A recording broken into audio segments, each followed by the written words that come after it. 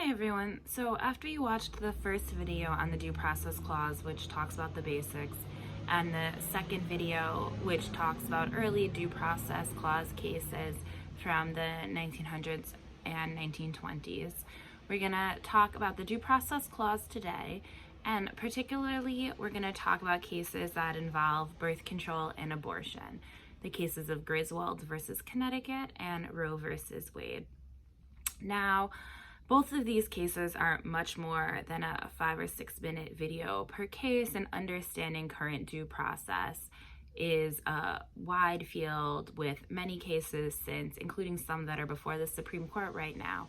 So what I'm gonna do is, if you look in those two playlists we talk about, the helpful videos to understand more and the want to learn even more videos, I'm going to post a lot there about the current cases before the Supreme Court, about the controversies about this. So just please keep in mind that this is a really basic introductory video so you can see the types of ways that due process has been discussed in more recent times. And this is not at all a comprehensive understanding of this. And you can take my civil rights class next semester where we get a lot more into both of these cases and into the due process clause today. So quickly, Griswold versus Connecticut was decided in 1965, and it was about a Connecticut law.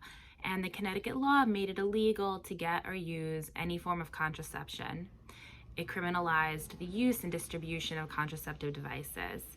So the executive director of Planned Parenthood in Connecticut, who is also a professor at Yale, provided information and contraceptives to married women. And she brought a case challenging the law, saying that it violated the due process clause and liberty because the state of Connecticut did not have a good enough reason to restrict access to birth control. They didn't have a good enough reason to make it illegal to use birth control, okay? So the case itself ended up having a bunch of separate opinions, including a majority opinion that wasn't followed.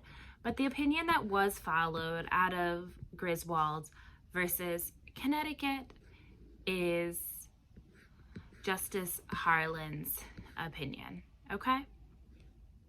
So Justice Harlan's opinion in Griswold versus Connecticut, he says that liberty is a basic right and it's part of what it means to be an American, okay? So when we go back to these national ethos type things, liberty, and part of liberty is privacy, is really basic to this country. It was basic to the 14th Amendment, and it was basic to everything that it means to be an American, okay? And by this we mean liberty, or the freedom from unwarranted governmental intrusion, is a type of privacy, okay? There's places where what you do is private from the government. The government doesn't get involved in whether your kids go to a private school or public school. The government doesn't get involved in whether or not your kids learn other languages, okay? That you have privacy. And if the government wants to get involved in that privacy under everything that makes us an American and the 14th Amendment, the government has to have a good enough reason, okay? And Justice Harlan said here that this is a type of fundamental right to privacy. So we're going back to those fundamental rights we talked about in the first video, okay? And that in the United States, a marital relationship is a special relationship. So when you're married in this country, it is special and it is sacrosanct and it's the seed of family life, okay? And that if you look at what it means to be an American, we mean that marriage needs to be protected, that marriage is at the core of our society, that we had marriage before the Constitution, okay? And if you think about marriage in this country and what married people do in their bedroom, it's completely un-American to get involved in that, okay? Other countries tell you how many kids you can have, tell you who you can marry, things like that. But part of being an American is you marry who you pick, and if you have kids or not, that is not something the government tells you. In England, you might be forced to have as many kids as possible so that the king can have more soldiers for his army, and that's not something we have in America. That's not why we had the Declaration of Independence. That's not why we had this war. That's not why we had this Constitution, okay?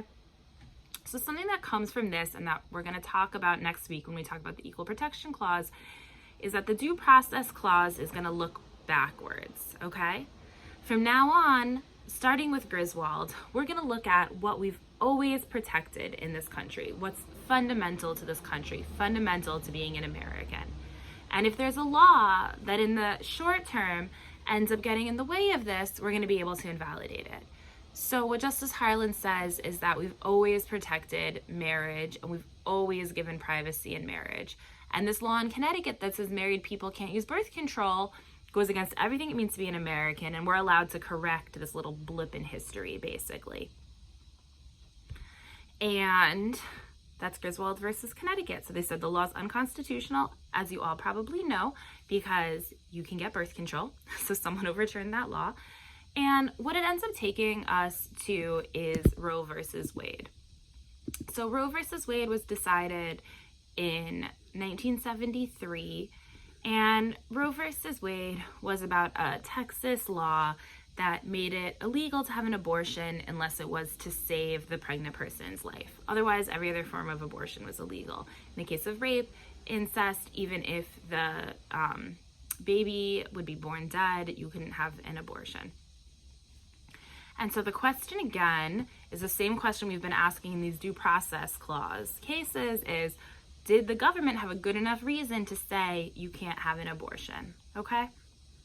Now, the decision in Roe versus Wade is a complicated decision that breaks it up by trimester, and it looks at what the government's reason was in the first trimester, not semester, the second trimester, and the third trimester.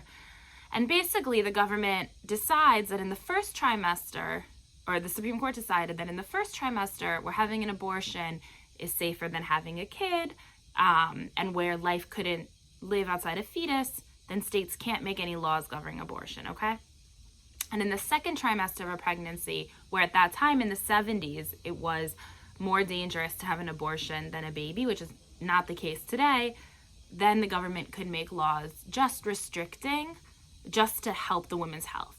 And then the third trimester, which is where in the 1970s, life could exist outside of a uterus, then you can make abortion entirely illegal. Now, this has changed since we no longer have this trimester framework to protecting abortions, and also scientifically things are different. Now at every stage, having an abortion is safer than birthing a child. A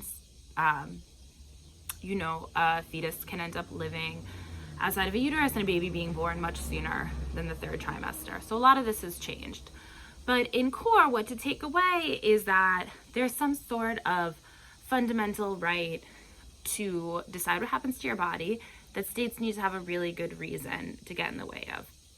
Now, as I said, this has definitely changed in the later cases. There's no more fundamental right to abortion. It's unclear if it's a right at all. And there's lots of nuance in this, so I'm going to send you over to the additional videos to find out what's happened specifically with abortion since. But the takeaway I want you to get from all three of these videos is that the Due Process Clause of the 14th Amendment in the U.S. Constitution protects your liberty, which means your ability to not have the government get involved in your business unless they have a good enough reason.